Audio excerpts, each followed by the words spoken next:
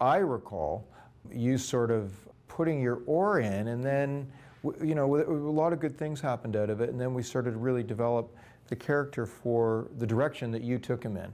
And then we could see that was working, and then that sparked all kinds of ideas. Like the Sea Ghost was a terrific episode. Yeah, those were really wonderful adventure episodes, the Michael York ones, that also had a lot of dramatic meat at the same time.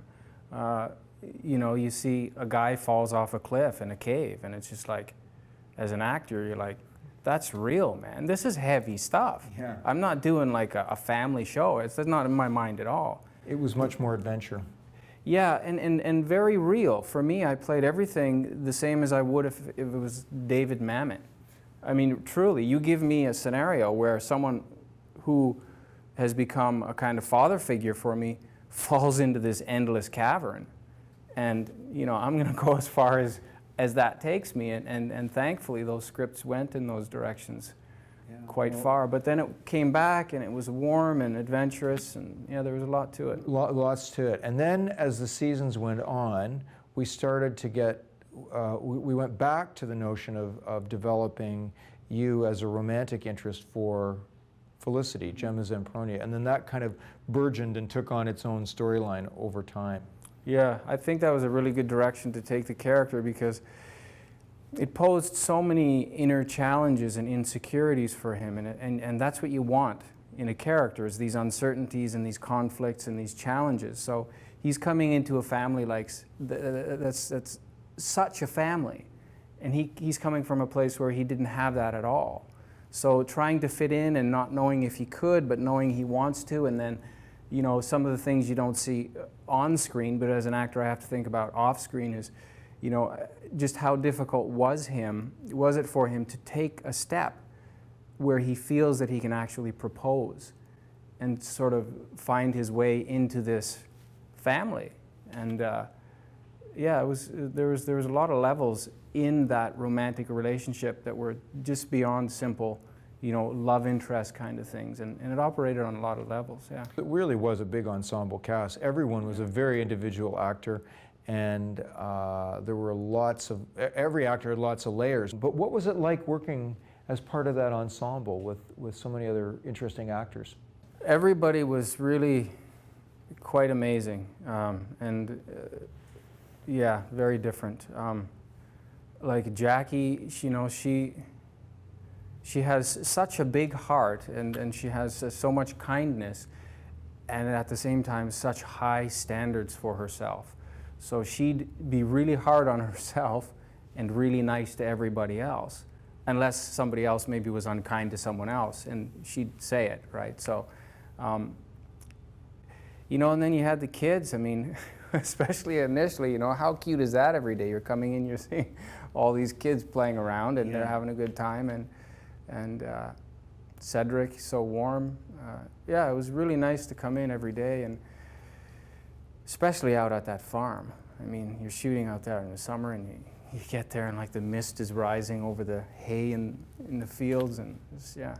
I don't know if you realize it, but the original character actually came from a short story by Ellen Montgomery that was all about a boy and a fiddle and his father who he thought had died, and how all these, the story might have been about 8 to 12 pages long, but I was amazed at how all those elements kind of came together, and then we actually built it into an ongoing part, and of course, you know, you took the reins and ran with it. Yeah, and in Aunt Hetty's ordeal, that conflict between the fiddle, which represents, you know, this past that he no longer has, it represents his family in a sense, because that's his only connection that he has to it in terms of anything tangible.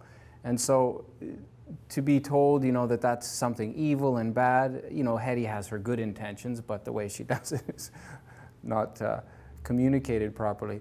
And to have those different elements in there and those conflicts within this one character, there's a huge amount of meat dramatically. What was your biggest challenge with the role? I felt that I could understand why because he was coming into this more normal kind of a family thing, which would require him to have more of a stable future. But what I missed when that evolution started happening was I understand why the pipe had to go. I liked think it, that though. was a Disney request. It was a Disney request, yeah. However, I don't think it was going to cause a bunch of kids to buy pipes and run behind the barn and start smoking.